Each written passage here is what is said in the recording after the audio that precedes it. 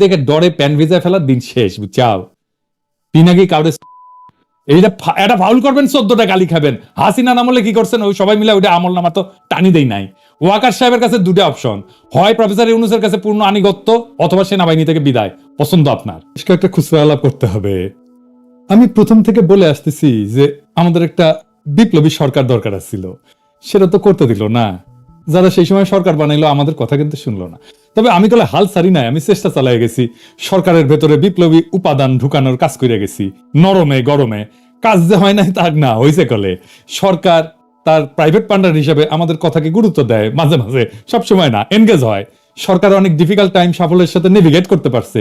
কিন্তু সবচেয়ে বড় সমস্যা হয়ে যায় যখন সরকারের মধ্যে আগে থেকেই থাকা ফ্যাসিবাদের অবশেষ আর চান্সে সরকারের মধ্যে ঝান্ডায় পড়া বিপ্লবের মধু খাওয়া জন্য টাইম নষ্ট করতে হয়। এর বাইরে তো নানাভাবে হাসিনার লেসপেন্সার গুলো আছেই আমাদের পিছে লাইগা। আজকে কিছু খুচরা বাড়ি মেরে নিয়ে আশেপাশে অনেকদিন এদের আশেপাশে জারমো বন্ধ থাকবে। তো শুনেন, আগে ক্লিপটা শুনেন। সম্প্রতি সোশ্যাল মিডিয়া এবং ব্লগ, ফেসবুকে দেশের বাইরে আরো অনেকেই আমাদের সেনাবাহিনী নিয়ে বিরূপ মন্তব্য করছে এবং সেনাবাহিনী 32 নম্বরের ঘটনায় সেনাবাহিনী যে সরে আসছে সেটা নিয়ে সে কটূক্তি করেছে। সেই বিষয়ে সেনাবাহিনীর অবস্থানটা কি বা শুনেছেন? প্রশ্ন করেছে যে সেনাবাহিনী নিয়ে আমি নাকি কটূক্তি করেছি, এই হারামজাদাটা খুঁজে বের করে দিবেন আমারে। প্রশ্ন করেছে যে সাংবাদিকটা, ওরে আমি সারদা একাডেমি ঘোড়া দিয়ে মারাইছি, আমার নাম পাল্টাই দিবেন। হাসিনার লেসপেন্সার ইন্ডিয়ার দালাল এখন আর্মির গেছে বাচ্চা। তো উত্তর যিনি দিতেছেন র্যাঙ্ক দেখে বুঝলাম কর্নেল। তো কর্নেল সাহেব, এই প্রশ্নটা আপনি নিলেন কেন? আমি কি আর্মির ব্যাপারে কটূক্তি করেছি? কবে করেছি? সে প্রশ্নটা তো ঠিক মতো করতে পারে নাই, নাকি মাতোয়ারা হয়ে গেছে জন্য? কতটুকু বস্তুনিষ্ঠ এটার বিচার হাসিনার পোশাক উত্তা সাংবাদিকদের দিতেছেন? তার বিচার আমি কি কটূক্তি করেছি নাকি? আর্মি কি ফাউল করেছে সেটা বলছি। আয়নাগর ভিজিট করতে বাধা দিছে কে? আর্মি দিছে। পত্রিকাতে আসিছে, আমার কথা না। আওয়ামী দুর্বৃত্তদের ক্যান্টনমেন্টে আশ্রয় দিছে কে? আর্মি দিছে। জুলাই বিপ্লবে পুলিশ ফেল করলে কারা রাস্তায় নেমে আন্দোলনকারীদের উপরে গুলি ছুড়িছে? আর্মি ছুড়িছে। মারা যায় নাই মানুষ আর্মি গুলিতে? জাতিসংঘের অনুমোদন ছাড়া জাতিসংঘের আর্মার্ড ভেহিকেল, জাতিসংঘের লোগো নিয়ে মাঠে নামাইছিল কে আন্দোলন দমানোর জন্য? আর্মি নামাইছিল। জাতিসংঘের দাবরানি খেয়ে তখন সরি কইছিলেন, মনে নাই? কারা মিলিটারি ড্রোন উড়ায় পুলিশকে বিক্ষোভকারীদের অবস্থান জানাইছে? আর্মি জানাইছে। তারপরে ওইখানে পুলিশ যায় পাখির মতো মারছে আমাদের রাজপথের বন্ধুদেরকে। কারা 5ই আগস্ট ইন্ডিয়ান আর্মি চিফের সাথে সারাক্ষণ কথা বলিছে? আর্মি চিফ বলিছে, ওয়াকার বলিছে। As of today, firstly, there is no vulnerability from any side. I am in touch with the chief of Bangladesh during the time of when this changeover took place. I was in constant touch with him, and even thereafter, in November 24, we had a video conference also. When we talk about the relationship we should talk about when there is an elected government.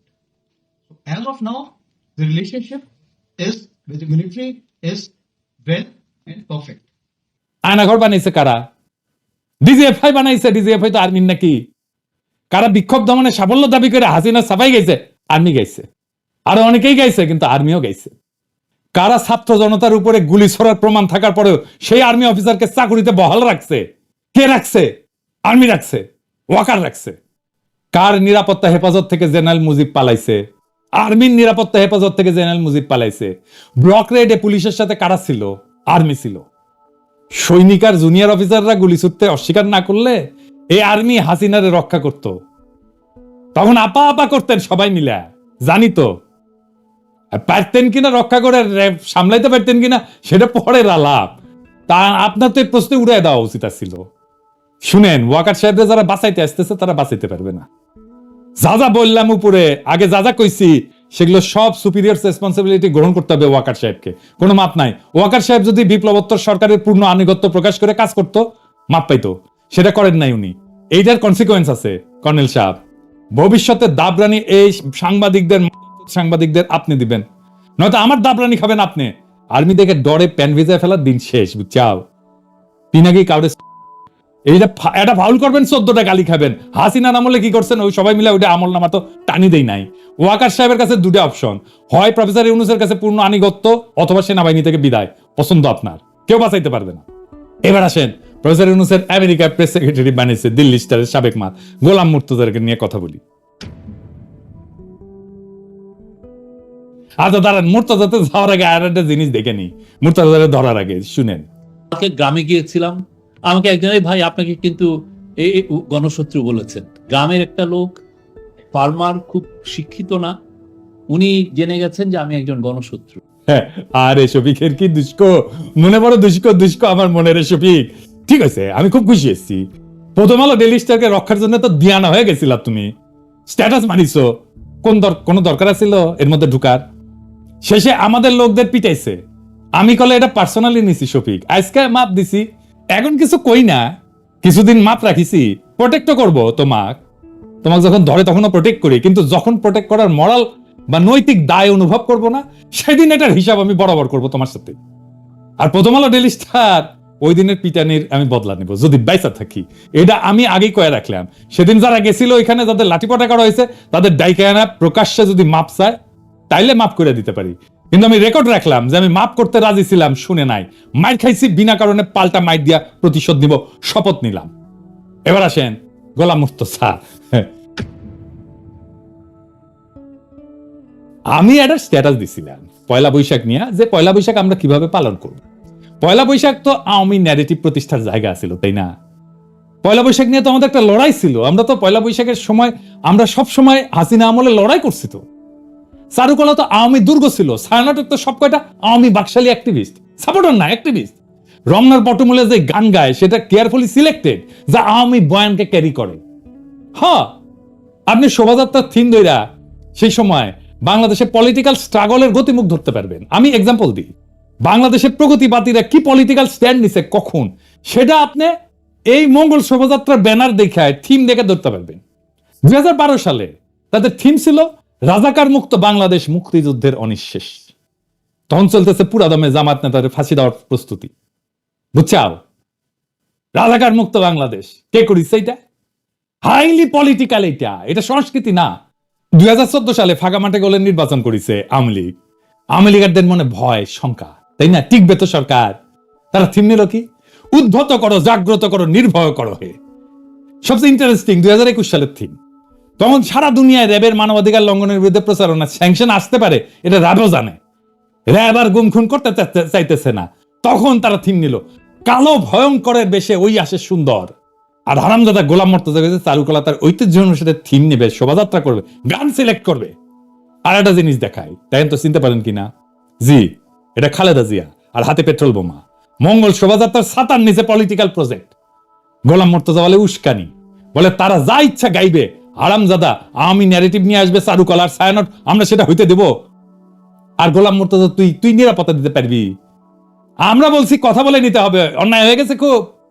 আমি পোস্টানোর পরে সে আবার উইটা পোস্টাইছে, দেখেছেন? উঠে আবার comment বক্সে সমত জানাইতেছে আওয়ামী লীগাররা এসে। Editor সাহেব দেখেন তো হুমায়ুন কবিরের কমেন্টটা দেখেন না, দেশ নাকি 5 থেকে 7% জঙ্গি চালাইতেছে। তাহলে তো এই হারামজাদা গোলাম মুর্তজা জঙ্গি রে। এই হুমায়ুন কবিরের ফ্রেন্ড লিস্ট দেখেন, সব আওয়ামী লীগার, মার্কা মারা আওয়ামী লীগার। জয়দেব নন্দী আছে যুবলীগের, দেখেছেন? আর গোলাম মুর্তজা তার ফ্রেন্ড।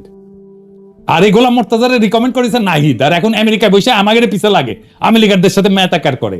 এই সাংবাদিকতা ছিল আওয়ামী ট্রেনিং সেন্টার হিস্টোরিক্যালি। ওই দিক থেকে সব আওয়ামী লীগের জাউদাগুলো জন্ম নিয়েছে। সে মানিক মিয়া থেকে শুরু, শেখ মুনির সাংবাদিক ছিল, ওবায়দুল কাদের সাংবাদিক ছিল, এই যে সুপ্পু ও সাংবাদিক ছিল। আর 111 ঘটায় প্রথম আলো ডেইলি স্টারের সাংবাদিকদের ইগো আকাশে উঠিছে। তারা বলে উপদেশটা নাকি তারা বানায়। বাংলাদেশ এমন একটা উদ্ভট দেশ হয়েছে, বিন্দুমাত্র সমাজ রাজনীতি সম্পর্কে ধারণা ছাড়া জাতির বিবেক সাইজা বসে। আর লেখাপড়ার কথা কইলাম না, রেজাল্টের কথা কইলাম না, বেলো তো বেল্ট খেলা হবে, সব জানে তারা, শুধু সাংবাদিকতাটা ছাড়া। পয়লা বৈশাখ তো হাসিনা থাকাকালীন আমাদের প্রতিরোধের জায়গা ছিল। পয়লা বৈশাখের শোভাযাত্রা আমরা প্রায় নাই করে দিয়েছিলাম, ওইটা আমাদের সাংস্কৃতিক প্রতিরোধ। আজ তো আমরা উদযাপন করতে চাই, কিন্তু আমাদের তরিকায় উদযাপন করতে হবে। বিজয়ীরা তাই করে, বিজয়ীরা বলে দেয় কিভাবে সমাজ চলবে। এটাই বিপ্লব, সংবাদপত্রের প্যানপ্যানানি কলাম না বিপ্লব। আমরা যদি সত্যি গ্যাঞ্জাম করতে চাই, গোলাম মুর্তজাকে তুই কি স্ট্যাটাস দিয়ে আমাদের থামাইতে পারবি? আমরা যদি 1.5-2 মাস অবিরাম ক্যাম্পেইন চালাই, খায়া না খায়া, গোলাম মুর্তজার দিল্লি স্টার ঠেকাইতে পারবি? একটা পলিটিক্যাল প্রোগ্রামকে সহিংসতার দিকে ঠেলে দেয় কারা? এরা এই সেকুলাররা, এই যে দিল্লি স্টার পন্দের আলো, এরা বেকুব সেকুলাররা, এদের প্রগতিশীল কারেন্ট। আবার দেখেন ওই যে ভব, ওরা নিয়ে কি লিখেছে দেখেছেন? গোলাম মুর্তজা হারামজাদা, তসলিমার বইয়ের জন্য প্রাণনাশের হুমকি, হেনস্থা অত্যন্ত জঘন্য কাজ, যা আজ বইমেলায় হয়েছে। সরকারের উচিত অবিলম্বে এদের বিরুদ্ধে কঠোর ব্যবস্থা নেওয়া। কিন্তু হুমকি নাজিহালের নেতিবাচক প্রভাব আঞ্চলিক ও আন্তর্জাতিক পর্যায়ে ডক্টর ইউনূসের ও বাংলাদেশের ইমেজ ক্ষতি হবে ভয়াবহভাবে। দেশের ক্ষতি যারা করে তাদের বিরুদ্ধে ব্যবস্থা না নেওয়ার কোনো বিকল্প নাই। হারামজাদা, তুই আন্তর্জাতিক রাজনীতি বুঝিস না? উঠি যায়, হ্যাঁ? 2 দিনের বৈরাগী ভাতে ক স্বর্ণ, হ্যাঁ? শালা কাউরান বাজারের ডিম ভাজি, নিউ ইয়র্কে যায় অমলেট হচ্ছ তুই না? দেখেছেন তো ওই কি গর্তের মাল, ভব মারিল থাপ্পড়। এটির সাহেব দেখান। আর আমাদের ছেলেরা নাকি হেনস্থা করিছে। আমি বলি না, বাঙ্গু ছেলেরা 14 জেনারেশনের জাউরা। এটা সাহেব অনেকদিন সিল মারি নাই, এরা দেন না, জাউরা সিল মেরে দেন, দেন আরো একখান মারেন, আরো একখান মারেন। আবার বলে এসব করলে নাকি আওয়ামী লীগ ফিরে আসবে। তোর খইসা গজাবে, আওয়ামী লীগ ফিরে আসবে না, গণক এসে গেছে।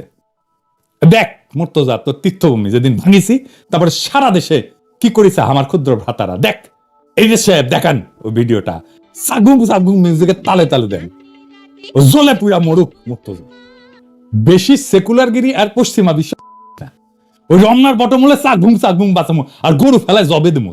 27টা পাবলিক রে, এগুলো বুঝাও না, পাবলিক সাথে এদের কথায়। এরা ভাবে 2000 লাইক পেয়েছে ফেসবুকে, একটা স্ট্যাটাস মেরা মহা তালেবর হয়ে গেছে। মাউদ ভাই দিছিল বাম্বু, তাও সোজা হয় নাই। গিরগিটি সাংবাদিকতা লিখেছিল না, কুত্তার লেজ তো সোজা হবে না। এরা মাইরে সোজা, যেটা আলাপ করে সেটেল করা যায় সেটা সে ফিজিক্যাল কনফ্লিক্টে নিয়ে যায়, এ ভবর মতো, বুঝছেন? তারপর দেখাবে যে বাংলাদেশ জঙ্গি হয়ে গেছে। আরে ফিজিক্যাল কনফ্লিক্টে গেলে পারবি না তো তুই দিকে টানিস কেন? চাইতে গেছি না, হসেত না তো আরো চাইতেছি। আর একটা জিনিস দেখি, আরো সেটবেন, এবার আপনারা সেটবেন। আগ্রা একজন বাণিজ্য উপদেষ্টা আছেন, অতি ভদ্র মানুষ, ব্রাইট স্মার্ট ছেলে, আমার খুব পছন্দের। হ্যাঁ, বাজারে পণ্যের মূল্য স্থিতিশীল রাখার জন্য দারুণ দারুণ কাজ করতেছে, আপনারা সাপোর্ট করবেন তারে। খুব এফেক্টিভ সিস্টেম সে ইমপ্লিমেন্ট করতেছে, বাজার মনিটর করতেছে খুব সাইন্টিফিক ভাবে। আপনারা যারা বাজারে যাইতেছেন তারা জানেন পণ্যের সরবরাহ এবং দাম স্থিতিশীল আছে। আপনারা এর মধ্যে দেখছেন খেজুরের দাম কমে গেছে অনেক, জিন্দেগি দেখছেন একবার দাম বাড়লে সে দাম আবার কমে, দেখেন নাই, তাও কমিছে। তবে বাজারে সব পণ্য, কিন্তু কোন পণ্যটা নাই? তেল নাই, সয়াবিন তেল নাই। কেন নাই জানেন? এইখানে বাংলাদেশের বড় লোকদের জাউরম। সয়াবিন তেলের বাজার পরিপূর্ণভাবে নিয়ন্ত্রণ করে কয়েকটা oligarch group, City group, S Alam group, Abul Khayer group, Bashundhara group. এইখানে নতুন কেউ ঢুকতেই পারবে না। কেন পারবে না? কি সিস্টেম করছে সেটা আরেকদিন আলাপ করব। এরাই সিন্ডিকেট করে দাম বাড়ায়। এরা রোজার আগে সয়াবিন তেলের দাম বাড়াইতে চায়। প্রফেসর ইউনূসের সরকার, বিশেষ করে বাণিজ্য উপদেষ্টা, রাজি হয় না দাম বাড়াইতে। এখন ঠিক করেছে তেল মার্কেটে ছাড়বে না, আটকে রাখবে। না ছাড়লে পাবলিক ক্ষিপ্ত হয়ে গালাইবে বাণিজ্য উপদেষ্টারে। এই চাপে সামের দাম বাড়ায় নিবেন। পর্যাপ্ত তেলের কিন্তু স্টক আমদানি হয়েছে, তো স্টক করেছে কিভাবে জানেন? আর একটা মজার আলাপ। এই যে দেখেন এই খবরটা, চট্টগ্রাম সাগরে 250টির বেশি লাইটার জাহাজ পণ্য নিয়ে সাগরে ভাসছে। মানে কি? মানে হইতেছে যে সাগরে প্রায় 14,000-এর মতো লাইটার জাহাজ বিভিন্ন পণ্য, গম, ভুট্টা, চিনি, ভোজ্য তেল, ছোলা, খেজুর, ডাল, সয়াবিন, যা এই সমস্ত নিয়ে বাংলাদেশের বিভিন্ন অঞ্চলে ঘাটে পরিবহন করে থাকে। আমদানিকারকরা মাদার ভেসেলে বড় জাহাজে আমদানি করে, কিন্তু ওই যে মাদার ভেসেল এইটা আমাদের সমুদ্রে ঢুকতে পারে না, এই গভীরতা কম, সেজন্য আটকে যায়। সেজন্য ওইটা দূর সমুদ্র এটা নোঙ্গর করে থাকে। তো ওই মাদার ভেসেল গুলা কুতুবদিয়া সহ চট্টগ্রাম শহরে বহিনগরে থাকে। ওইখান থেকে মাল খালাস করে ছোট ছোট ভেসেলে নেয়, নিয়ে তারপরে এটা ভিতরে আসে। তো এই যে City group, S Alam group, Abul Khayer group, Bashundhara group তেল নামাইছে লাইটার জাহাজগুলোতে, কিন্তু খালাস না কইরা গত 1 মাসের বেশি সময় ধরে সাগরের বিভিন্ন পয়েন্টে, যেমন সন্দ্বীপ, হাতিয়া, ভাসানচর, হরিনাগার, এগুলা ভাসায় রাখছে। শুধু তেল না, চিনি বোঝাইকৃত 30 থেকে 35টা লাইটার জাহাজ ভাসায় রাখছে, গম বোঝাইকৃত 24 থেকে 28টা লাইটার জাহাজ ভাসায় রাখছে, সয়াবিন বোঝাইকৃত 20 থেকে 22টা লাইটার জাহাজ ভাসায় রাখছে। এই সব মিলায় প্রায় শতাধিকের অধিক এই পণ্যবাহী লাইটার জাহাজ সাগরে ভাসমান অবস্থায় আছে। সাগরে রাখা সুবিধাজনক, কারণ প্রশাসনিকভাবে সাগরে তো কোনো অভিযান করা হয় না গুদামে স্টকের জন্য। ভোগ্য পণ্য বিভিন্ন গুদামে না রেখে সেই জন্য ভাসমান রাখছে লাইটার জাহাজে। তবে অনির্দিষ্টকালের জন্য তো সাগরে ভাসায় রাখতে পারবে না, খরচা প্রতি আছে। কিন্তু বদমাইশি দেখেন ভাইজানেরা, আপনাদের বলি, শয়তানি না করে তেল বাজারে ছাড়েন। 2 দিন টাইম দিলাম, বাজারে কৃত্রিম সংকট তৈরি করা আলগা মুনাফা কিন্তু আমি হান্দাই দিতে পারি। ইনকা ভদ্র উপদেষ্টা না হইয়া আমি যদি উপদেষ্টা হলাম ইনি বাণিজ্য উপদেষ্টা, তাহলে 2টা কাম করলাম। ইনি নেভি নিয়ে সাগরে রেট দিতাম, নিজে দাঁড়াই থাকা লক বইয়ে দেখতাম যে এটা 1 মাস ধরে তেল নিয়ে ঘুরতেছে, তাহলে নগদে ডুবাই দিতাম ওইটা লাইটার ভেসেল, বুঝছাও? ইনকা করে 10-12টা ডুবাই ঢাকা শহরে আসতাম, তারপরে রকেট লঞ্চার নিতাম, বুঝছাও? নিয়ে ওই সব কয়টার হেড অফিসে মারতাম নিজের হাতে, শিখে নিলাম নি আগে। আর ওই যে গরিব ওই যে গাড়ির মিস্ত্রিরা একটা যন্ত্র আছে না, তেল দেয় এরকম গাড়ি পার্টস করে দেয় না তেল, ওটার মধ্যে তোকে সয়াবিন তেল ভরে নিতাম, আর তোক পাইরা ফেলে তোর পিসিত পিসিত করে তেল ঢুকাতাম। আর আমার ক্ষুদ্র ভাত আর ভগিনীরা তেল খুঁজেন না কয়েকদিন, তেলই খামো না হারা, আমরা দরকার হলে তেলই খামো না, দেখি তেলের দাম কেমনে বাড়ায়। এইবার রমজানে খেজুরের দাম কমিছে, তেলের দামও কমাবো ইনশাল্লাহ, খালি তেল কয়েকদিন কেনা বন্ধ রাখেন। এটাও আমাদের বিপ্লব, এই বিপ্লবে আমরা জিতবো। এই সমস্ত অলিগারদের হাত থেকে আমাদের বাজারকে মুক্ত